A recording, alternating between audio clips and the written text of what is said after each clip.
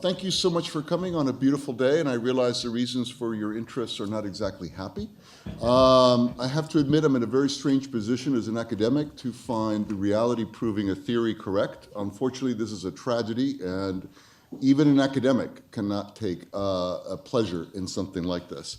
So let me just give you a little bit of a context of why this particular panel, why these particular set of interests. And by the way, my name is Miguel Centeno, and I'm here because I'm the head of the Global Systemic Risk.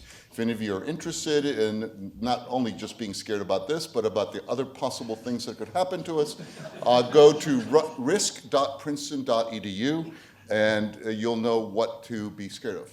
So the basic theme of our research project is that the modern world is unprecedented. The level of globalization, we've always had globalization. When Homo sapiens left East Africa, that was a process of globalization. But the amount of globalization and the speed of globalization in the last, certainly the last 50 years, and particularly the last 30 years is really amazing.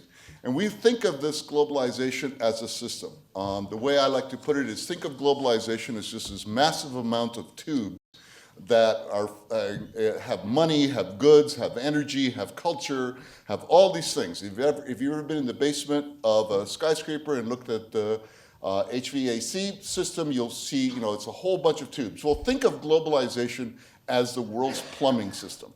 Okay, and that's what we're trying to address. What are the problems with that system? What are the dangers that come from that system? A couple of dangers come from the interconnectedness, from the tight coupling. That is, not only are things connected, but they're also very tightly connected. So if one part changes, has a phase change, the next part's going to have a phase change because they're so closely intertwined. All of this produces a structural complexity. On top of that, you have dynamic interactive networks, so you have networks that not only in themselves are complex, but they're changing every single second in a dynamic way, and the interaction between these networks is also changing in a particular way. And we do this with advanced technology. We now have the tools to maintain this incredible system, but that technology, which we use so readily and so easily, can also make this kind of disaster ever more dangerous. Precisely because of the technology, precisely because of the tools that we've used for globalization, we have to be very careful of ourselves. I don't know how many, well, many of you look like you're their age. You remember Pogo? We have met the enemy and he is us. Well, this is an example of we have met the enemy, and the enemy is definitely our creation. This leads to uncertainty. Which may be the biggest danger. I was telling a few folks, I'm less afraid of the coronavirus than I am afraid of human beings being afraid of the coronavirus, because we tend to do nasty things when we're in fear. It leads to a fragility, and it leads to a cascading set of possible failures. And before I start to speak, before I introduce the first speakers, I just want to introduce you to like an example of the technology, why a disease that arises first in Hubei province, China, has become a global concern. And you can watch this on YouTube. This is actually pretty dated, but this is the flight traffic every 24 hours. And actually, this is dated, so probably the area around East Asia is even denser. You also see something of the stratification of the world, by the way, with the global south largely being unconnected, which in this case might be a good thing.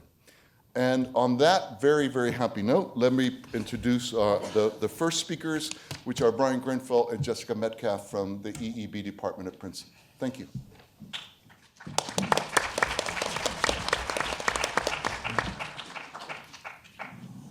So Brian and I are going to talk about the epidemiological aspects of this novel coronavirus outbreak. And I'll start by saying that pandemics have long been part of human history. This is an image from perhaps the one that most closely touches our memory. That's the 1918 influenza pandemic. And it's worth at this page perhaps defining what we mean by pandemic. We might start by thinking of an epidemic. So that's a number of cases that deviate above a background level of cases. A pandemic is a situation where this goes global. It's often associated with an emergent pathogen and thus constitutes a situation where no one in the world is likely to have immunity to that pathogen.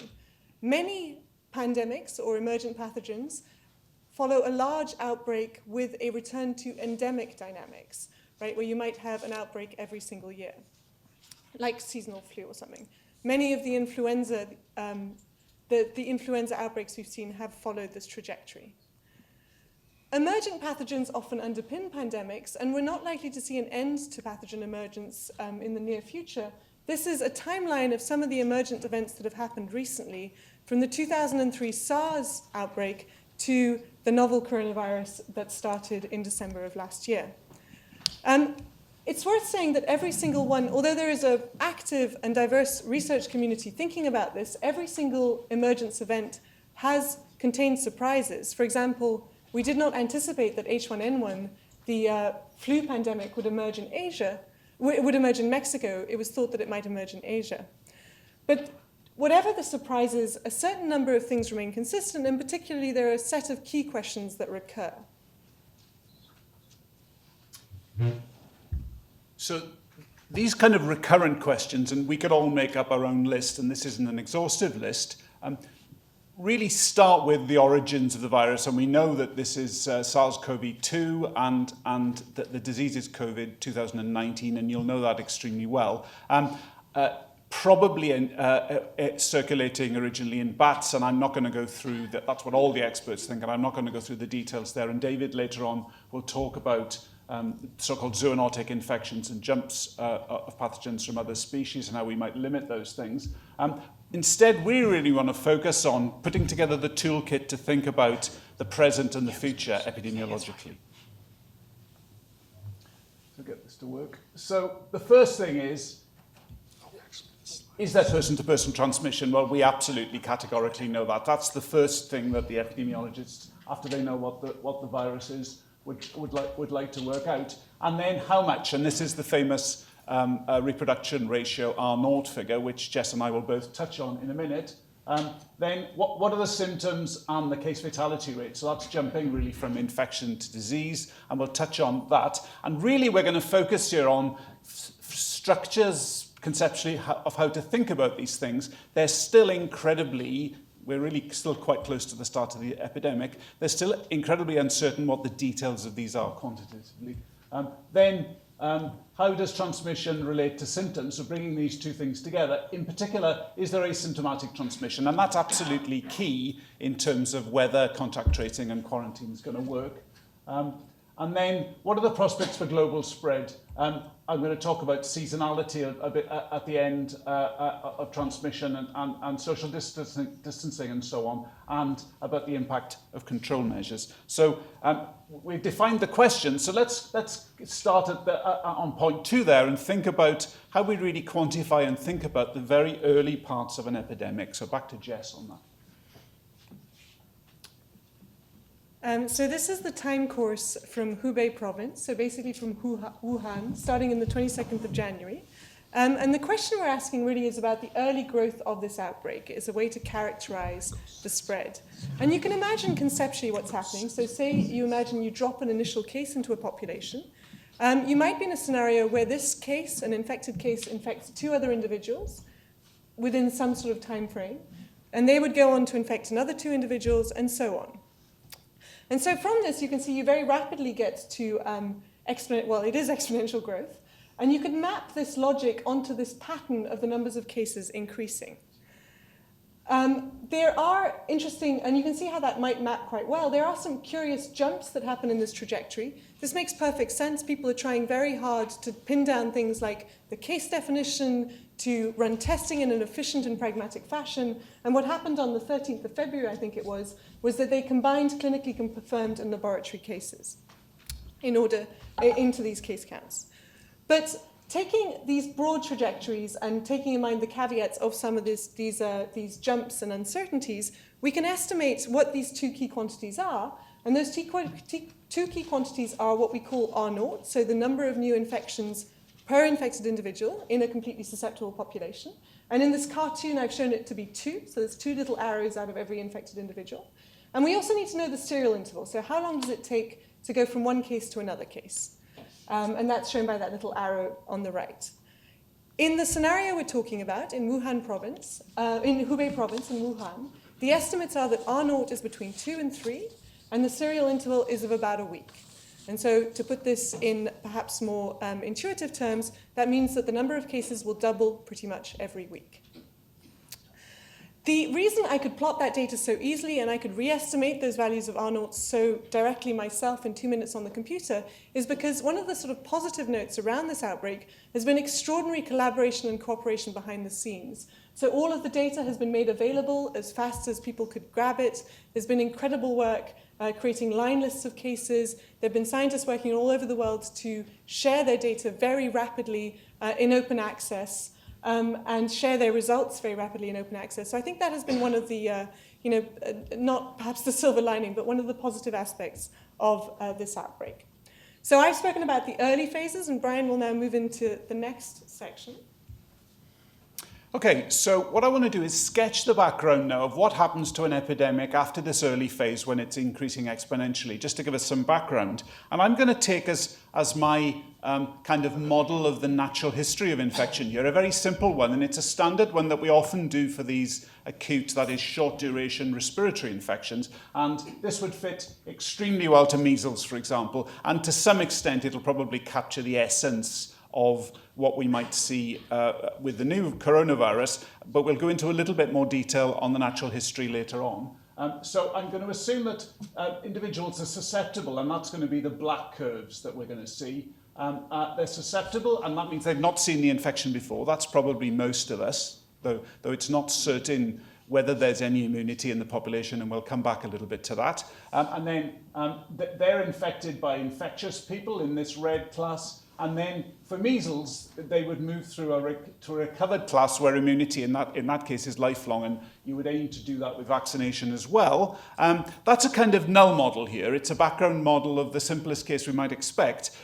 Like many viruses other than measles or smallpox, for example, the new coronavirus, the immunity is probably more imperfect than that, though there's certainly in bovine coronavirus, in quite well-documented veterinary cases, there is some immunity against retransmitting the infection and clinically. So this is kind of a rough cartoon of what you'd see. So kind of bear with me with that simplicity for a second. And I'm going to assume, just because the picture was prettier, that R0's 3 in this case. So at the start of the epidemic, one person, and the color coding's gone here, these infections there are black and then turn to red. So one person would infect 3 people, then you'd have 9 infected and so on, and the thing increases exponentially. But that's going to deplete the susceptibles, you could imagine, really quickly, something increasing exponentially. The susceptibles are going to drop very quickly, so that somewhere in the middle of the epidemic, then you could imagine you would have a bunch of contacts, and some of them would lead to infection. So in this case, this person is in quotes wasting their contacts on immune people, 2 of their contacts, and they're only actually infecting 1 person. And you see that's at the peak of the epidemic. So the epidemic slows down because of acquired immunity in the population in this very simple kind of background model. And then the susceptibles are going to continue to fall, and the epidemic will fall away. And then at the end, for example, you're not infecting anyone. And you see that this person who's still susceptible, and they're indirectly protected because the contacts are used up on immune people. And this is this incredibly powerful idea of herd immunity. And that's like controlling, vaccinating a bunch of people and getting like an interest rate on the vaccination. You're getting extra protection, indirect protection. So just as an aside, and it's a bit far away for me to point here, if you take the dotted line at the peak there and move to the black curve, if we can reduce the susceptibles below that level, the epidemic's always going to die away. And that's like the simplest model you can make of vaccination, of this idea of herd immunity. You don't need to get anybody. I'm a fan of vaccination, as you can tell, and it's a very, very powerful buy in public health. And I suspect we all wish we had a vaccine now for this coronavirus, and we'll come back to that. So that's the essence, and there are of course many complexities about immunity, social distancing, and so on. I'm assuming a constant infection rate here, and we'll come back to that. So now moving from infection to disease. And of course, we've talked about the magnitude of spread. If this was a rapidly spreading pathogen that had no health effects, we wouldn't care. And so one of the really key questions is, how bad is it? What is the morbidity and mortality associated with this infection? And this is an example from one of the PIIRS outbreaks. So this is another coronavirus that emerged in Saudi Arabia but didn't go very far. And one of the challenges is that the things that you see, the cases that you see through passive surveillance, tend to be the ones that encounter the health system. So this will be people who are close to death or people who are very ill. And that means that if there are any asymptomatic individuals or mildly symptomatic individuals, they may be entirely missed by the health system. So you may not observe them at all. And that means that the way you estimate how many individuals are dying per number infected is going to be really biased. So you're going to be missing a whole lump of the denominator. They got around that in this particular instance by complementing the passive surveillance with active surveillance, where you go out and you actively identify who is mildly infected within a population. There are many other complexities beyond this phenomenon. So, for example, the timing of at which people will die relative to when they are infected can bias estimates. There are aspects in which the dose at which you're infected might modulate the severity of your symptoms. All these features will come into play. And of course, summarizing something as nuanced as a case fatality rate by a single number is actually also a considerable simplification.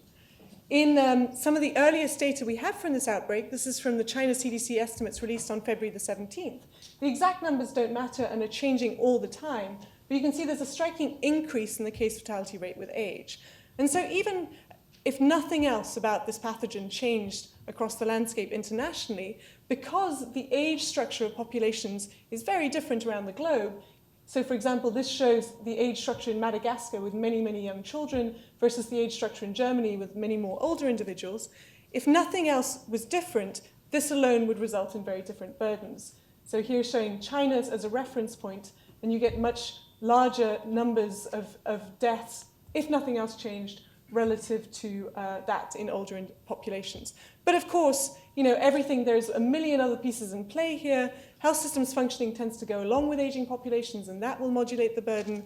And furthermore, there's a whole suite of other risk factors that are in consideration now, or potential risk factors. So people are investigating the degree to which pollution might be shaping the risk and the burden, or smoking, aspects of receptor biology, and so on. So having talked about transmission and then talked about symptoms, we're now going to bring the two together.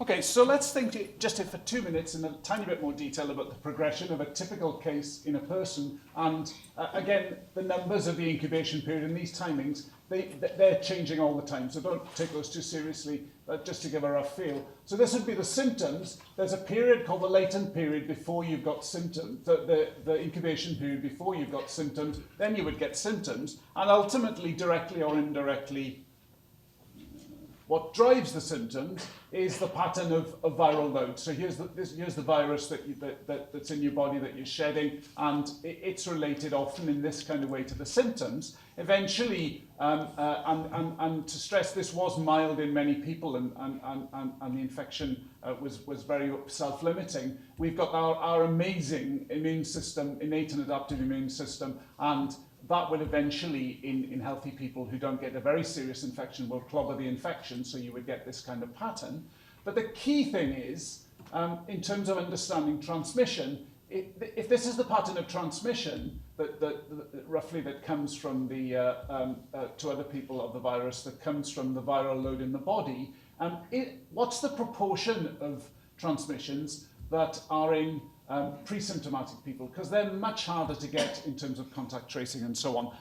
It's drawn here as very small. It might be bigger than that, and if it's very big, then it's very difficult. In particular, if we think about very mildly infected people, and in particular young people with very few symptoms, have they really got a huge viral load like this and a lot of shedding, or, and this seems a bit more likely, do they have a mild infection, not so much virus and not so much shedding infection? Those are still, there's a torrent of work on this, but that's still somewhat unknown. And really the Chinese data and increasingly will be key to get at that. And to prognosticate, we really need to work that So now let's move to think about how we move across generations of the disease in another way that's productive. So, of course, we're here partly because we're really interested in global spread. And you can imagine, based on our introduction, that the R0, the number of new infections per infectious individual, and the generation time, so how long it takes to go from one infection to another, are both going to matter. But so will susceptibility. So the fraction of the population that is susceptible to acquiring the infection will determine whether the infection can spread around the globe or not. You can estimate this from the sorts of case data I described, although these methods are imprecise and uncertain. The alternative is you could directly measure it in some ways, and this is something that Brian and I feel could be extremely promising within the landscape of global health. There are opportunities to take samples of people's sera, so either blood or even maybe perhaps saliva, and look at your antibody responses, which would give us a sense of both what you'd been exposed to, but what you might be protected against. So, which I think would put us in a different space into understanding whether the landscape was propitious for the spread of such infections. I think that this perhaps, the evidence suggests that we will not be able to contain the infection very effectively using detection of infectious cases based on all the things that Brian introduced. But these are also very key questions to ask in the context of thinking about the degree to which such emergent pathogens are containable. And then the last part. So there are lots of complexities just in R0, just in the transmission rate. So I've drawn it up here, probably too faintly for you to see, but we can kind of see it up there. The amount of transmission next week is related to the number of cases this week times the infection rate times the number of susceptibles, right? That kind of makes sense. So now all the social distancing and one other thing, which is the seasonality of the virus. So coronavirus is a winter virus in lots of contexts. It probably loves low humidity. And come the summer, then often flu is another example. Flu epidemics, seasonal epidemics die away, for example, in the Northern Hemisphere in the summer. Flu pandemics, however, are more complicated because you're also multiplying by this very big number, which is the number of susceptibles in the population. So sometimes you can have summer flu epidemics, then they might die away during the summer, and then you might have a much bigger epidemic in the fall, and a big early flu epidemic. And 2009 H1N1 flu was a mild infection, but many people will remember that. There was a bigger epidemic in the fall. More severe flu epidemics might show that. So there's a complex pattern of the interplay between variations in transmission rate, either stuff that we do or that the climate does, and levels of susceptibility. The Chinese triumph recently, and I think they've done an amazing job to reduce transmission rates. That doesn't affect the proportion susceptible. So if you then take your hand off the brake and transmission rates increase for some reason, you have to stop social distancing, kids have to go back to school or whatever, then you might have a recrudescence of the epidemic. Only the natural cases which would reduce susceptibility, as I said in my earlier slide, or a vaccine will affect what the susceptibility does. And that's a key point that isn't always made. So this takes us to control. Not going to dwell on this, but there are lots of groups, again, amazing coordination across the world, and also vaccines being developed from repurposing current MERS and SARS vaccines, which had been thought about. Vaccines are being developed in lots of contexts and will be produced internationally by lots of groups, which I think is really good in this context, actually. Tremendous amount of work on diagnostics and therapeutics. Jess tells me there were maybe 80 randomized controlled trials happening in China and probably growing now. And that's kind of a service for the world, partly, right, in terms of diagnostics. But the vaccines and all this stuff, but in particular the vaccines, probably going to take at least a year to come. So just to conclude. So, in the wake of this outbreak, many people have sort of wrung their hands and said we should be better at pandemic preparedness, and that's probably true, and many of the threads in that are to do with thinking about vaccines and thinking about surveillance. But I do a lot of work in Madagascar, and many I think, resource-poor settings are going to be particularly hard hit by this virus. And the way you go there, I think, is just strengthening routine programs, strengthening health systems, and that really is, one of the things that will make us most robust and resilient to these sorts of emergence events. That's us.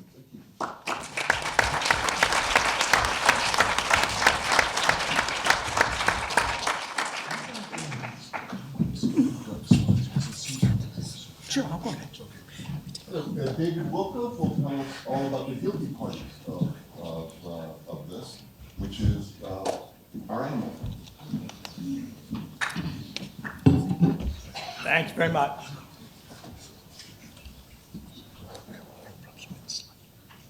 So I have a very narrowly defined goal here, which is to talk about the link between the coronavirus and the wildlife trade.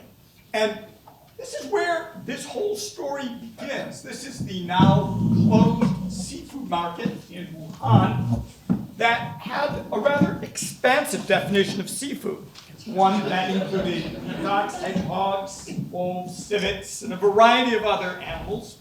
And of course, in a situation like this, where you're bringing a variety of species together, particularly non-domesticated species, in close confinement under highly unsanitary conditions, it provides an ideal opportunity for viruses to leap from host to host and ultimately launch the epidemic, something that I know Brian and Jess could talk about in much greater detail than I. But of course, this is a familiar story, because if you look at some of the recent epidemics that have created a great deal of suffering and fear, you can find a wildlife trade origin to many of them. SARS linked to civets. MERS came from camels. Now, it's a domesticated species. We're not talking about wild camels. So there is, as well, the potential to originate and spread these diseases from domesticated species. HIV has been traced to the butchering of chimpanzees for their meat, part of what we call the bushmeat trade. And the 2 points that I want to make is, first, that the wildlife trade, both domestic and international, that is the trade that happens within countries and the trade that happens between countries, ensures that we're going to have more of these sorts of events. And related to a particular concern of mine, but probably not the thing that's on your mind at the moment here, it's also one of the greatest threats to biodiversity in general. And to give you some sense of the magnitude of it, the legal and illegal components of the wildlife trade, it's a multi-billion-dollar industry. Just the illegal component alone is thought to approximate other highly profitable illegal activities like narcotics, arms trafficking, and human trafficking. That's the scale in which it's involved. We hear about it in the context of a handful of species, perhaps that are being driven to extinction, or that are traced, like some of the bats, to new disease outbreaks. But it's a global threat to biodiversity. A recent study showed that 23% of all of the bird species on Earth are caught up in the wildlife trade. 27% of all mammal species. In aggregate, we're talking about thousands and thousands of species, all types of animals, everything from abalones to zebras, and from all realms, terrestrial, freshwater, marine. If we want to break down the components of the wildlife trade, there's the issue of bushmeat, that is wild animals that are harvested and sold. This is a particularly big problem in Africa. There's an increasing market for it, for example, in urban centers where people will purchase it as a status item. We can view the case of Wuhan as something of a variant of this, again, bringing live animals, some wild caught, some bred for the markets together. Huge market for medicinal products, particularly in East Asia, things like powdered rhino horn, tiger bone, pangolin scales, those sorts of things. And then there's also a strong demand for luxury objects or hunting animals for recreation. That's in all countries of the world. And that explains things like the ivory trade, rhino horn, hunting trophies, and captured exotic birds and reptiles as pets. in the context of disease, in the context of conservation, I just want to emphasize what a complex problem this is. First point, there are major economic drivers. An awful lot of people make money, some make a lot of money from buying and selling wildlife. There are also powerful social and cultural drivers. For example, around the world, vast numbers of people truly believe in the benefits of traditional medicines, many of which are derived from animals. And then there are significant social conventions. This is less an issue in the context of the coronavirus issue we're dealing with. But to give you an example, shark fin soup, which has led to the deaths for many years of tens of millions of sharks every year, viewed in some parts of the world as an important dish to serve, say, at a wedding or other truly significant event. Politically, it's a transboundary issue in the sense that there's a large international component and a lot of smuggling, but also illegal international trade. The worst part of it have links to organized crime and even terrorism, which makes it difficult to snuff out. And of course, there are a lot of scientific uncertainties as well.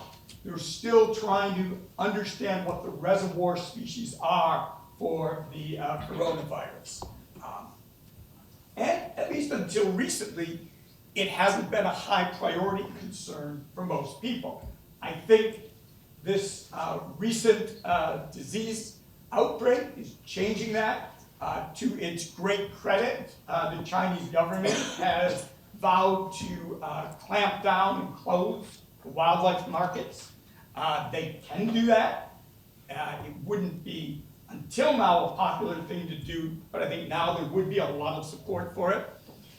If they do that, that will go a long way to solving the problem, but there are wildlife markets of this sort all over the world, so China acting alone will make a huge dent in the problem, but it won't solve the problem. And of course, undoubtedly, at this moment, there is some Trump University graduate who is selling some other animal as a way to cure the coronavirus problem, ensuring that some other animal is endangered by this sort of thing. So it's something that we have to really tackle increasingly on the social side of things. Changing values, changing social mores so that people do not feel drawn to consume the meat from wild animals other than things that are hunted under a regulated hunting program, or of course seafood, as well as avoiding the desire to have objects derived from highly endangered species, or for that matter, to own those species themselves as pets. So we will see if we are now at a tipping point in terms of coming to terms with what's really a global threat to wildlife and increasingly a global threat to human health.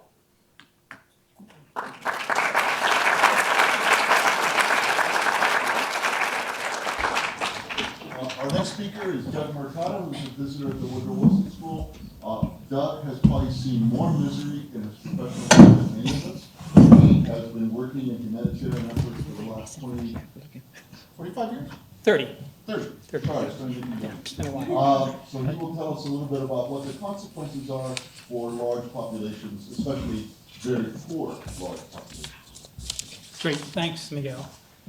As Miguel mentioned, I'm an occasional visiting lecturer here at the Woodrow Wilson School. I happen to be on campus this semester teaching a course on building a better response to humanitarian crises, particularly natural disasters. So it's kind of very relevant, I think, what I'm talking about to the students this semester. I guess, who I am depends on, when you ask me that question. Right now, I'm visiting lecturer. If you talked to me last fall, I was the emergency coordinator for the United Nations World Food Program in the Bahamas, responding to Hurricane Dorian and the communities severely impacted by that crisis.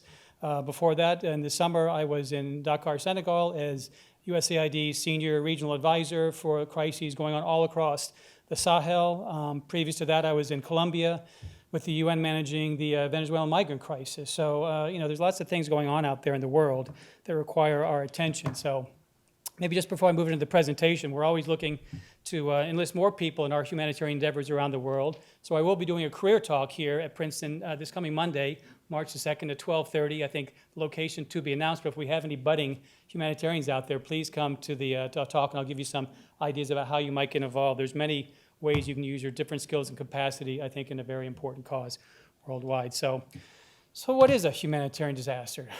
This is sort of the standard definition that we use amongst international agencies. It's a serious disruption of the functioning of a community or society at any scale due to hazardous events interacting with conditions of exposure, vulnerability, and capacity, leading to one or more of the following human, material, economic, and environmental losses and impacts. So what are the kind of disasters we're talking about? A lot of the ones I've been involved with are conflicts. I was in Bosnia for about a year and a half during the war back in the 90s, trying to help communities there meet their basic needs to stay alive and reduce suffering. You can think of Darfur, Sudan. I was in Darfur in the early 2000s amongst the populations there that were on the run due to extreme violence. But natural disasters, like we're seeing right now in Bahamas, still recovering from Hurricane Dorian. Puerto Rico is still recovering from Hurricane Maria a couple years ago. So we're talking about severe disruptions to societies. I mean, we have disasters here in the United States. You can think of probably Hurricane Katrina in 2005 as one of the largest, most significant ones in recent memory. But we generally have, a significant amount of capacity within the United States to respond to these disasters. We have, a government system, we have the private sector involved, we have community-based organizations. So there's a lot of capacity when we have a crisis here. So even though people are suffering, usually the needs are addressed pretty quickly. But there's many countries around the world where they don't have the same level of economic capacity that we have here, the same technical capacity, the same human resources. So this is when the international disaster response system comes into play, and that's what I'm a part of. So when do you need the international humanitarian response system? When countries are unable or unwilling sometimes to meet the critical needs of the people within their territory. All right, here's just a look at some crises. I mean, we're going to talk about the coronavirus, but there's a lot going on right now. It's a busy world. Has anybody heard about the locusts in East Africa? Right? This is threatening people, across Eastern Africa, Ethiopia, Kenya, Uganda, Tanzania, and Somalia. And there's already millions of people who are food insecure.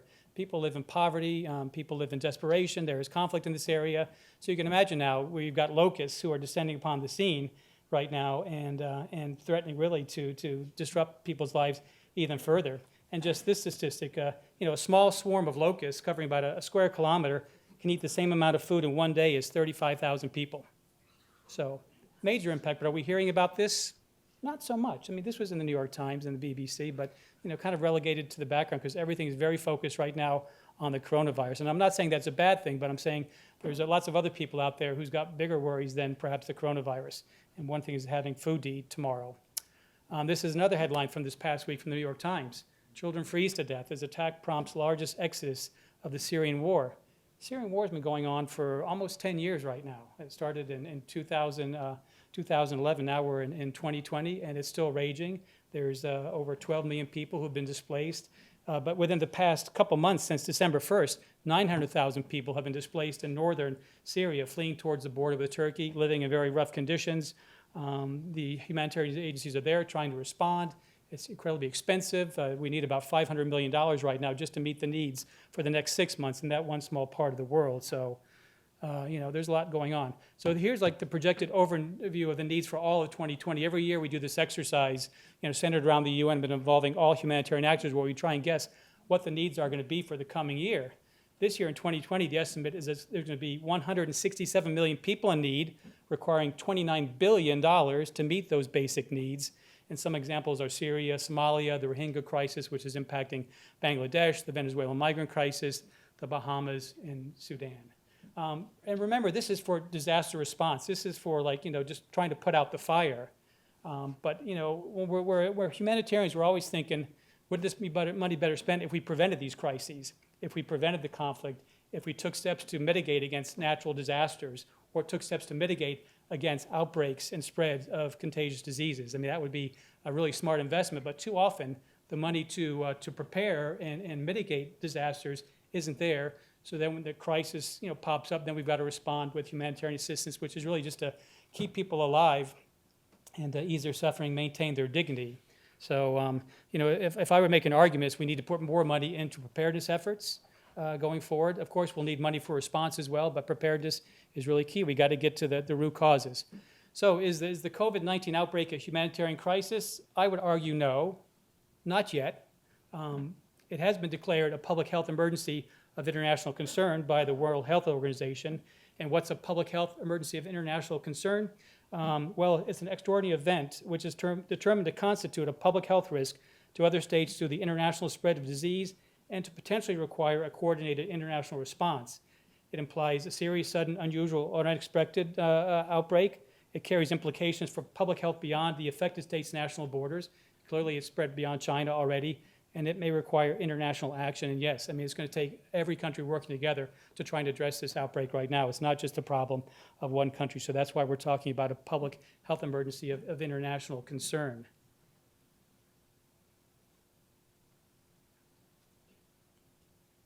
Okay, so will the humanitarian system need to respond to COVID-19? I'd say most likely, but in select countries, I think, and we're going to be looking particularly at those countries that have weak or fractured healthcare systems, where there's going to be a high demand put on a very fragile system. I can name a few, probably in Africa, because we're looking at perhaps responding in those countries in Africa where there's direct links, flights from China into various African countries where the public healthcare systems are not that great. But I think we can be sure we're going to be responding in the Middle East because we've had significant numbers of cases already coming out of Iran. And who borders Iran? Afghanistan, a country that's been at war for decades with a very, very fragile and often non-existent healthcare system. Syria, Iraq, two countries also beset by conflict and war for the past decade or more. Once again, huge impacts on the ability of their healthcare systems to meet the needs of their people. So humanitarian organizations are looking at these countries in particular and how we can make a contribution. I think it's too much to expect the humanitarian organizations to respond to all the needs because, as you already saw in the earlier presentation I made, everyone's just busy. There's stuff going on all around the world, and the system is stretched, I say, to its breaking point. But we'll do as much as we can, but it's going to require more resources, and it's going to require more people to get out there to manage the programs. So what's being done now by humanitarian organizations? Some steps have been taken. The UN World Health Organization has issued a strategic response plan. It's about $675 million appeal, working on coordination amongst countries and also preparedness in those countries that are particularly vulnerable because of their weak healthcare systems. But this is a voluntary appeal. Nobody has to contribute. I mean, it's up to the United States and other countries to decide that this is a priority and put money into this appeal so the United Nations and other humanitarian organizations can do more to mitigate the impact of this outbreak. The International Federation of the Red Cross and Red Crescent and the International Organization for Migration have also issued appeals looking to contribute as well to the humanitarian response to the growing problems of the epidemic that's spreading globally. UN agencies and NGOs are deploying staff to the most critical countries, and they're monitoring the situation, particularly in those, as I mentioned, that have weak healthcare systems and limited resources. And this is just a final slide. This is the slide from Badaya Ebola Treatment Unit. This is where I worked. I was in West Africa in 2015 as the lead for the United States government's humanitarian response to the West Africa Ebola outbreak. And we plowed over $1 billion into that response in just 3 small countries. But it was money, I think, well spent at the end of the day because we were able to contain and stop that outbreak. But those are 3 countries, again, that were somewhat cut off from the rest of the world. What's happening right now with COVID-19 and the infections coming out of China is a much different ball game, and it's going to require a much greater effort at the end of the day. So that's all.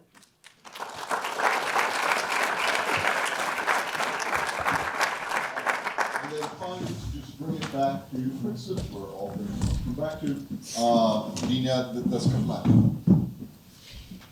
Thank you very much for including me in this panel.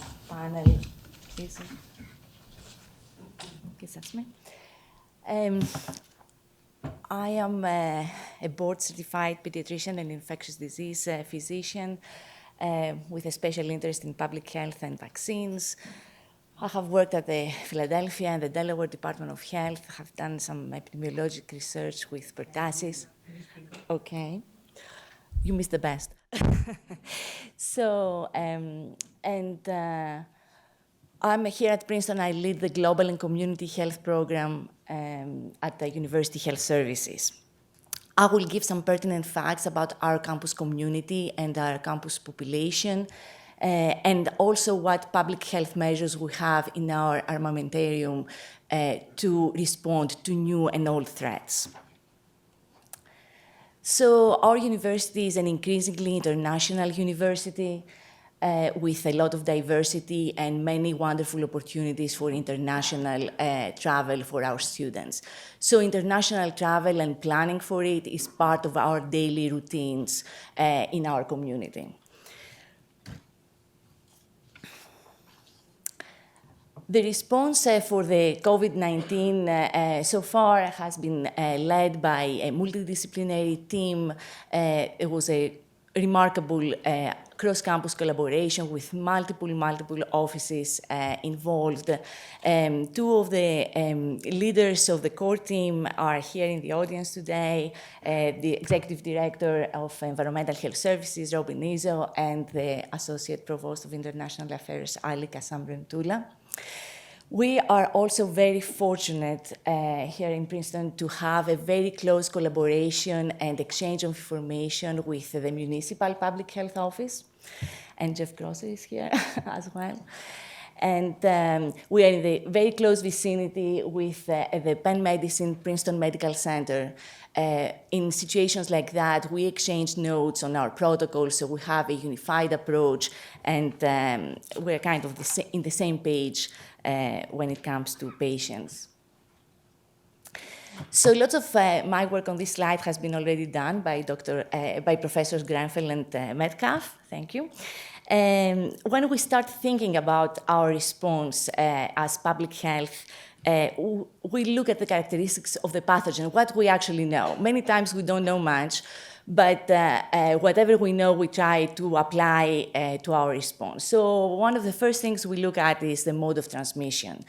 If it is, let's say, airborne, it's a little bit harder to contain, and there would be other measures that will be required, and at the end, I think vaccine is the answer. But if it is something like what it looks like to be for this coronavirus, more large droplets following the flu paradigm, which is then transmitted with our dirty hands or being in very close quarters with patients, with sick people, then there are other ways to apply public health measures. Another important consideration that has a lot to do with how fast this is going to spread is how communicable it is and the time of communicability. So if this communicability curve is shifted in the pre-symptom phase, then other measures like quarantine maybe are more in order.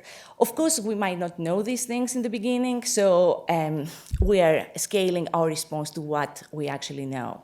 For SARS, let's say, the communicability was higher during when the patients were actually sicker. So that was happening while they were in the hospital, and that's where we had most transmission.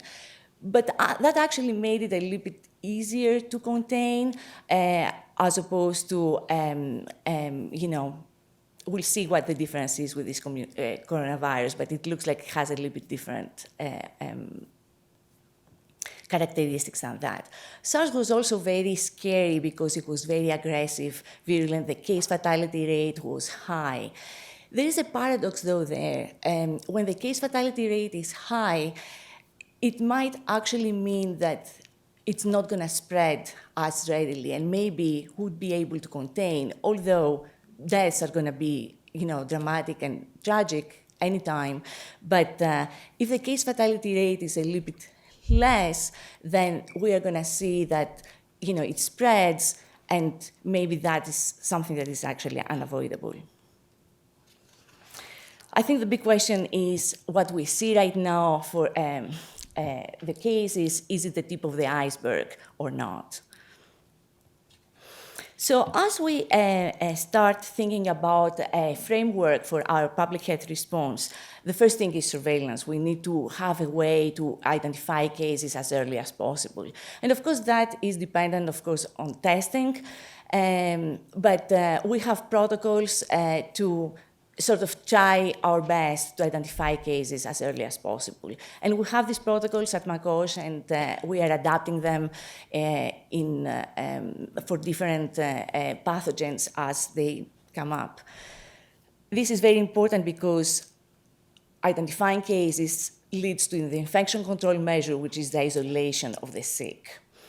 And we have some capacity at our infirmary, but we also are collaborating with campus partners to increase this capacity if we need to, according to the projected numbers of our population. I cannot overemphasize measures like hand hygiene and cough etiquette. They're evidence-based, and they truly can help with lowering the rate of an outbreak. Another underutilized measure is staying home when we're sick. And I think as a society, we might want to reconsider that. And then there are, of course, more dramatic containment measures that are usually applied in the very beginning of an outbreak, where the goal is containment and the aspiration is and we still think that we can do that. Of course, there is some point where resources may be better allocated in strengthening the infrastructure of healthcare and public health than spending more resources on quarantines that usually are permeable to some extent. Of course, we face lots of challenges, as is expected. There are idiosyncrasies of our campus. It is a residential campus, mainly residential campus. Our academic calendar played a role in this. There is interconnectedness, of course. So we always try to first apply the guidance that we have from public health authorities, the state, the Centers for Disease Control and Prevention. But there are times that we need to make decisions based on, what we call settled science, so things that are proven, and effectiveness of public health measures and our experience from other similar pathogens and the expert opinion we have on campus. Thank you.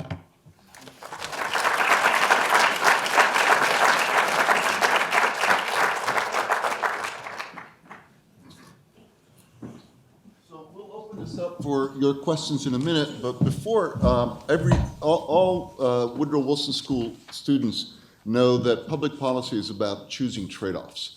You can't have everything. You have to choose one thing or another, often in conflict. So I just wanted to ask one question for the panel, and each of you can answer. What is, in your particular area, what is the big trade-off? What is the decision that has to be made in terms of going this way or going that way? And if you could just illuminate that a little bit, and then we'll turn it to all of you folks. So, are there trade-offs?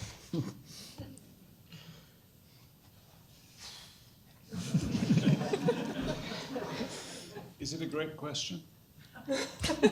Maybe not.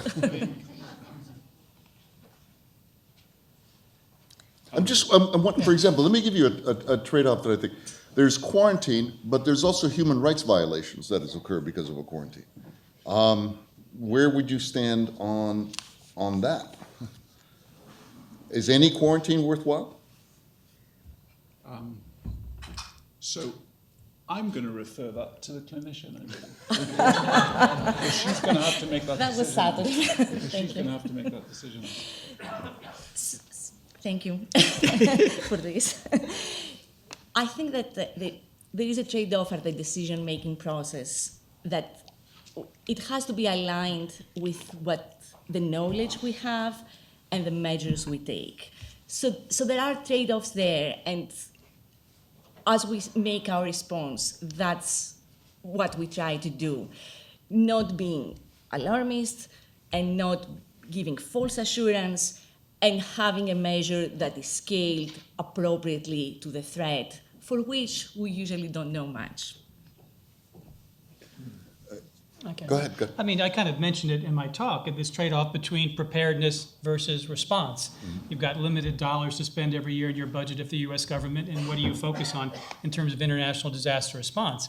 I mean, I think a lot of people will say a pound of prevention is worth an ounce of cure, right? So it's an ounce of cure is worth a pound of prevention. So much cheaper to invest in trying to, once again, prepare or mitigate against disasters rather than having to actually respond, because response, as I told you, is very expensive. $30 billion for humanitarian response projected in this coming year, and I'm sure that's going to soar now with the COVID spread around the world. So yeah, I would argue that we probably do need to pay more attention, and there's been some interesting work on our investment in preparedness. The Kaiser Foundation did a study of how much we're investing in global health security, and it kind of chugs along at very modest amounts until we have a crisis like the Ebola outbreak in 2015. Then it shot up. As soon as the outbreak ended, boom, it went back down because people lost interest. They weren't paying attention. You had the Ebola outbreak again, and this most recent one in 2018. Again, investment shot up, and then it started to go back down. And I'm sure we'll see investment shoot up now with the COVID outbreak. But this too shall pass at some point, and then will we maintain our level of investment in global health security measures? My fear is no, but I think it really is. It's worth the investment, so we don't have to spend so much on disaster response. Because with disaster assistance, you're not really solving any problem. You're not getting to the root causes of the issue. You want to address the root causes, and then you won't need the humanitarian response. I mean, people in my profession, we'd love to put ourselves out of business. We don't want to be out there. We're out there because people are dying and at risk, and so we have to be. But if we can prevent those scenarios from developing by investments in preparedness and prevention, then we'll be all a lot better off. David, do you want to?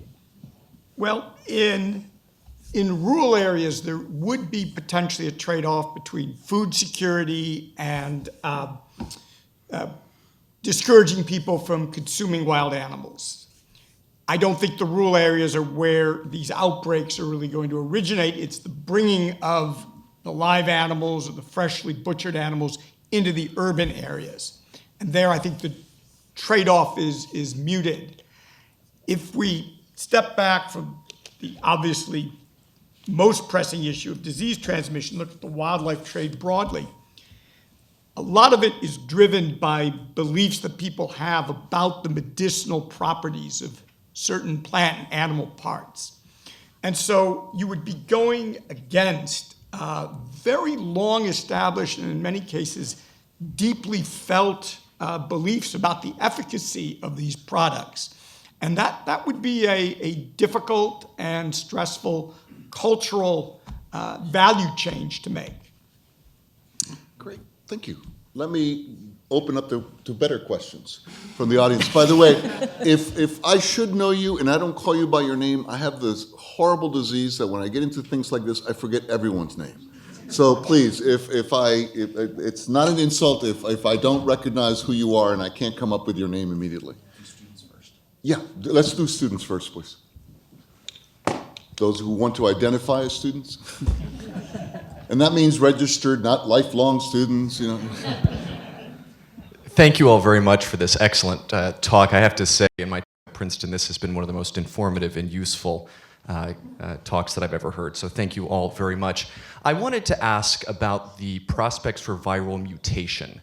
We often hear about flu seasons evolving and changing as the strains evolve and change. And I wonder, perhaps first to hear from Professors Metcalf and Grenfell, about what your assessment is for the mutation and evolution of these particles, and if you perhaps see this becoming a recurring annual phenomenon over time, or if it's perhaps too early to say. So that's an incredibly good question, as was Miguel's, actually.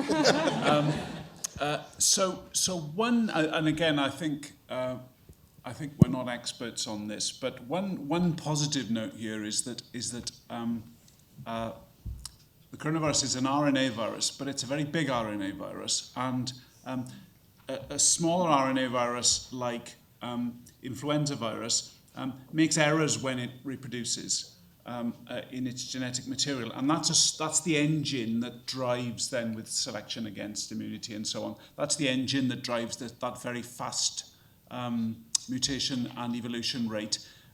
It's thought, and I'm really quoting my friends who are experts in the area, that it could be a slower rate in coronaviruses because it's got some error correction, as for example our cells do. But of course that isn't a given, and changes in how pathogenic the virus is in the fall, for example, I'm not sure. I think it's likely.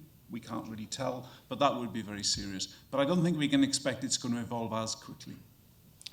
And I think it's worth saying that mutation, always happens. It's just the background. It's not directional in any sense. So it's just the background of changes that are occurring in all viruses all the time. So that's not necessarily in itself, an insidious force. Some news. Next. Other students? Yes, up there.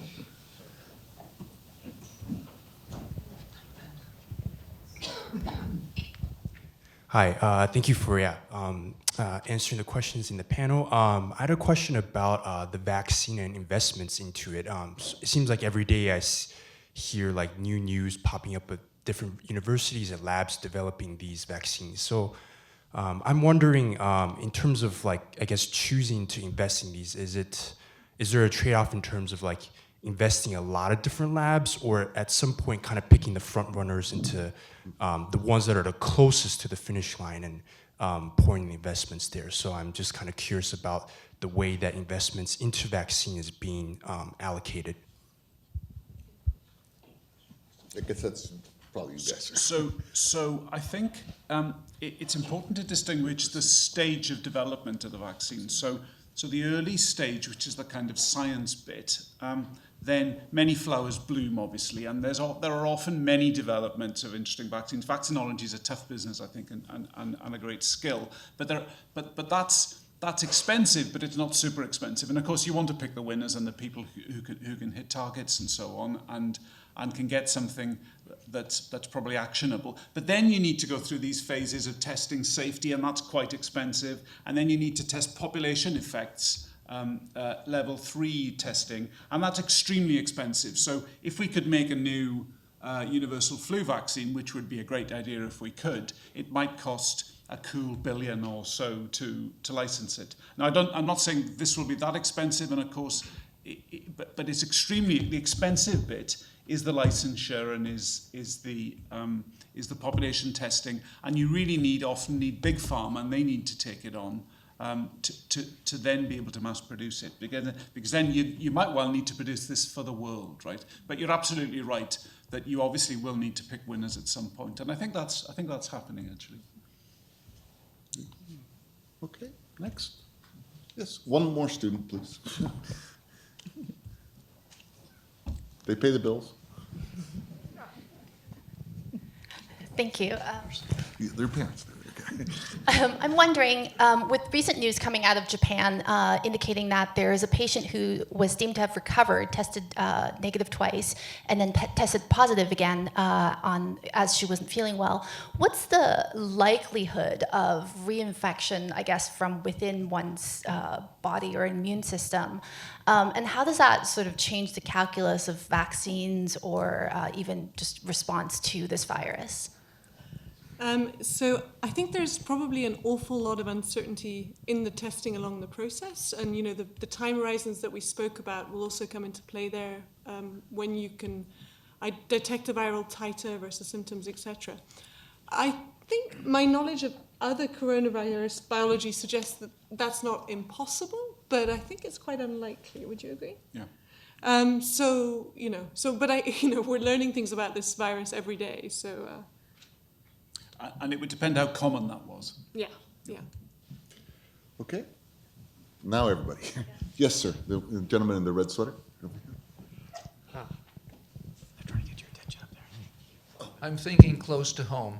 What is the university, with its tremendous resources in the health field, dealing with the regional or the Princeton school system, the Institute for Advanced Study, and the other institutions around town? What leadership role does the university have in dealing with this kind of crisis that we're facing? There was a recent powwow with the president and the mayor talking about coordination and working together and what have you. So is this an example of where the university should step forward and say, here's what we can do for you, Princeton? I'm afraid that's a question way above my pay grade. Yes, I guess, but how that will be implemented, I don't know. There's actually a couple of members in the audience who would answer that question better, but I'm not going to put them on the spot. Sorry, I can't respond to. Does anybody want to take a stab? Okay.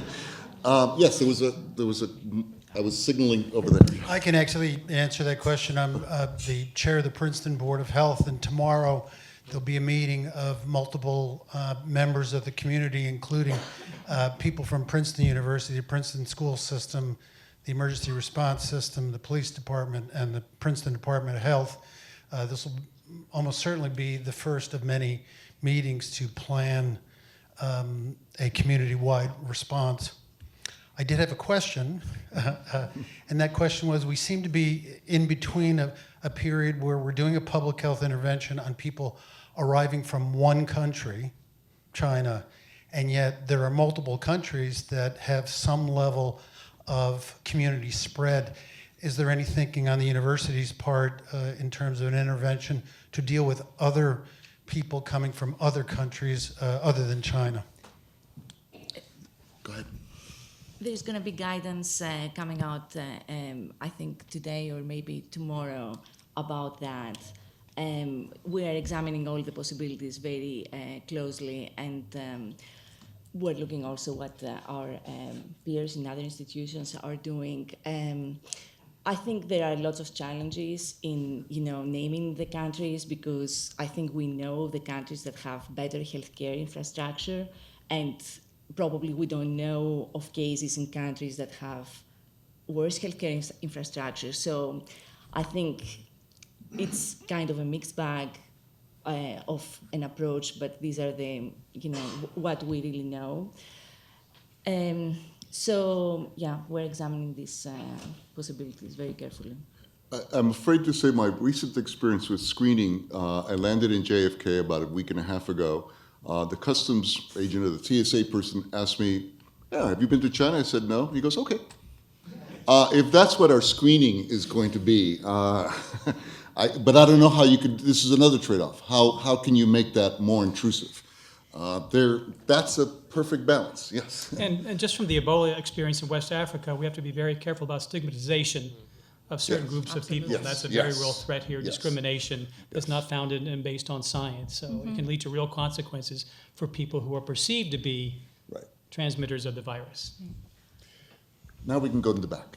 Yeah, thanks so much, everyone. So I wanted to ask about, so since we know that case fatalities for the virus are very highly concentrated in older ages, and the countries where there tend to be older populations also tend to be developed countries that have better healthcare infrastructure, and the countries that have much younger populations are the ones that have worse healthcare infrastructure. So just wanted to hear a little bit about some thoughts on, given these very, different situations in developed and developing country, what some are things we might have to think about in terms of priorities and appropriate responses in these different contexts. You want to go with that, or these guys? Or? Again, I think I'll say again, we learn things every day. There is a certain amount of thinking about, in countries like Germany and Japan and Switzerland, what the needs are in terms of ICU units and beds of that nature. I think that is happening, right? So people are considering those sort of arithmetics. I don't think it's very hard to say what you could do better in very resource-poor settings. For example, Madagascar is thinking very hard about surveillance, but I'm not sure that case containment will be tractable in that setting. So I'm not quite sure what the sensible path forward is there. And maybe should we consider, if that's not the right word for it all, but I guess, lucky that the countries that do happen to have poor healthcare infrastructure also do happen to have younger age structures as well. Pass. you like to take that? I don't know if I could answer that well, but no, you have to be concerned about your vulnerable citizens, and there are elderly people in developing countries, and I think the most vulnerable are often people who are displaced, either by conflict, by climate change, for political repression, and these are the people I think we really got to look at as the humanitarian community. How do we monitor their well-being? How do we make sure the virus is not spreading, amongst these displaced and refugee populations that number in the millions? Right, and this is going to be the real challenge because it's often in a conflict setting where it's difficult to access these populations because armed groups control certain chunks of territory. So I would say sort of some of these corners of the world that aren't under state control are going to be of great concern to everybody because there's a lot of movement in and out of those areas too. That's not necessarily tracked or monitored. Thank you. Okay, next question. Yes, sir. Yeah.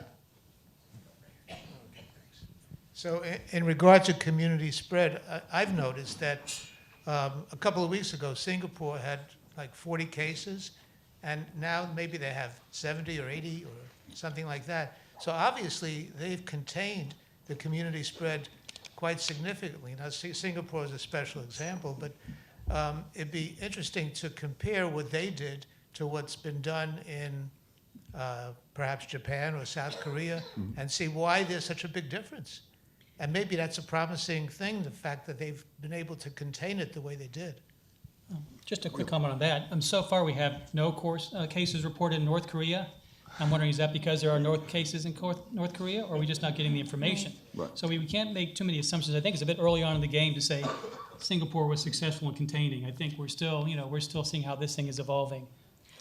However, I would say that it does seem that the efforts by Singapore Public Health have been absolutely remarkable, in terms of contact tracing and tracing the origins of most cases and being very, it seems, transparent about those processes, at least based on what I've read so far. Go ahead. I think, though, it is a little bit hard to compare between countries because each country and each public health system has a different way of deciding who they're going to test.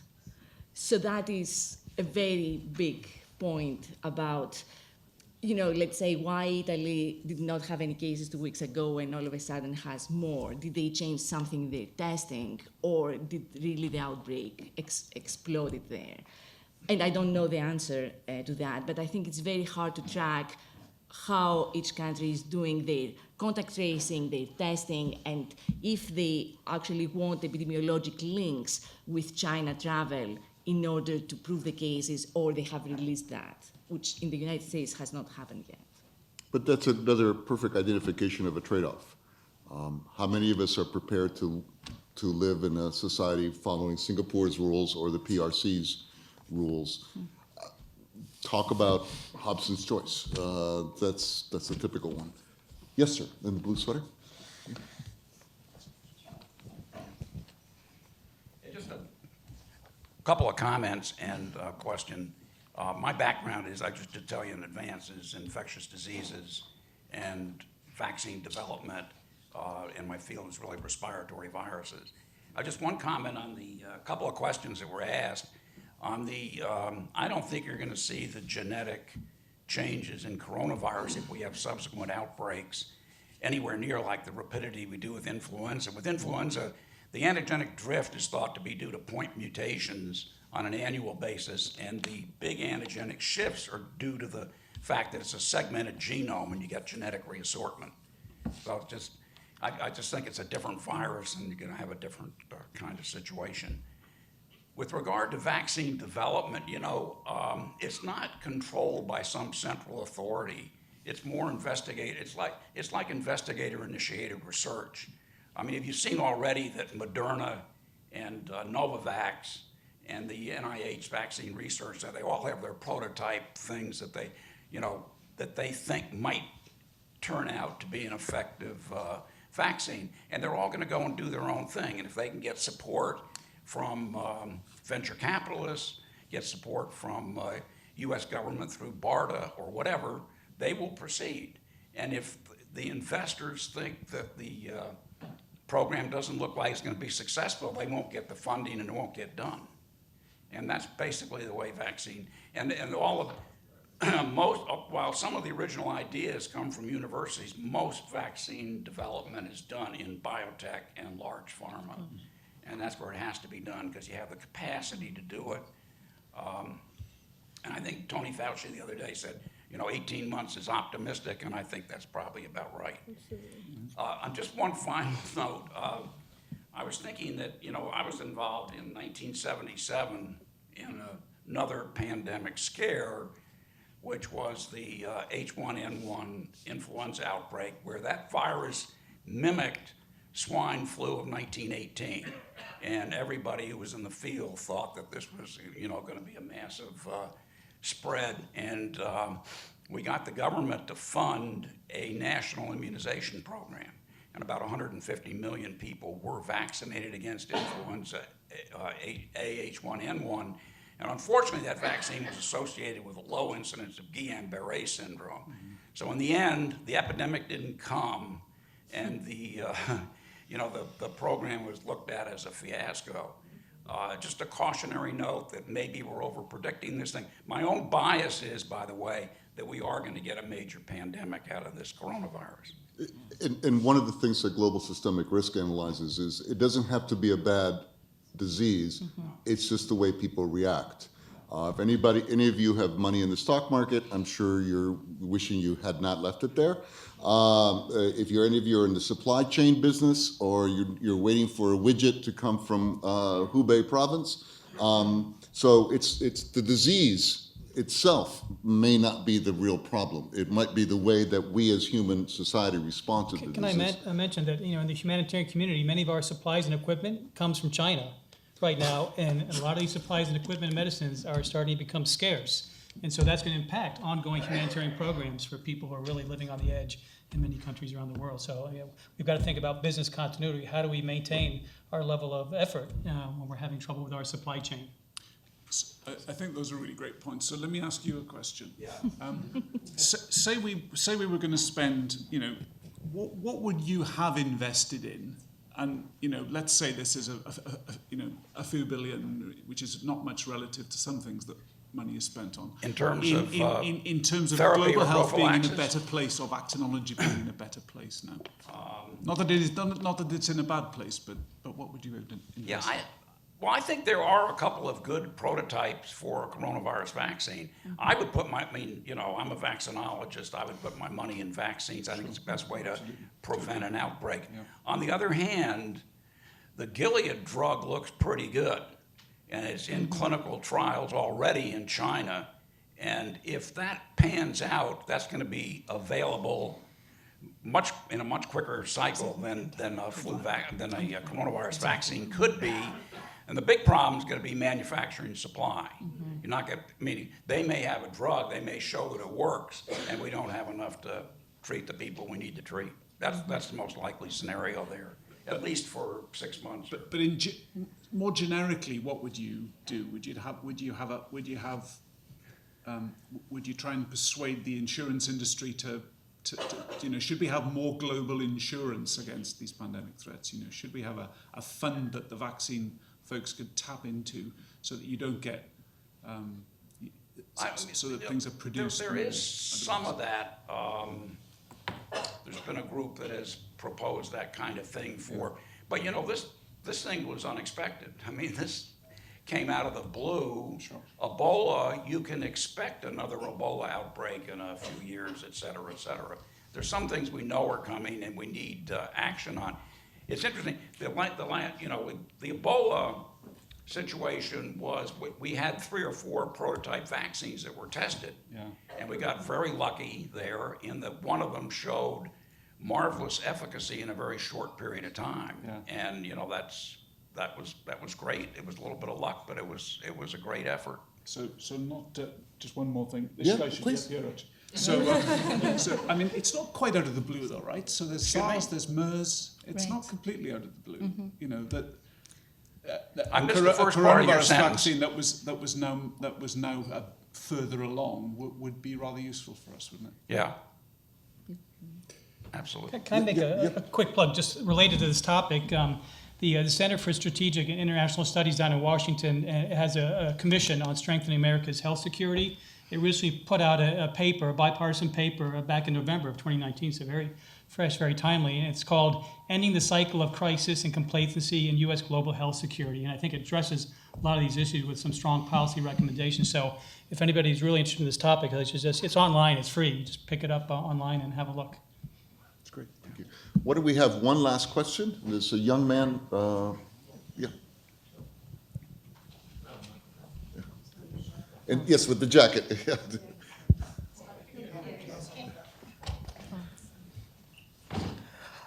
I would like to ask, what is the point in quarantine exactly if it's going to spread to all people and we do not know who is infected?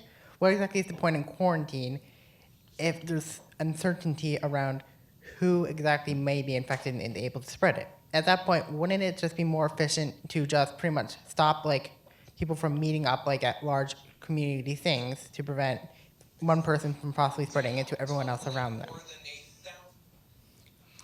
Okay. Thank you. I think these are difficult decisions to make when to stop containment measures and shift to more, regular infection control measures. And there are no necessarily good answers. I think that quarantine is applied when we expect that there is something that we can contain, like we contained SARS and we contained MERS. There are lots of factors, though, that play into this. I tried to, mention those. So it is a hard decision to make at what point we really are that we are should not be doing quarantine anymore.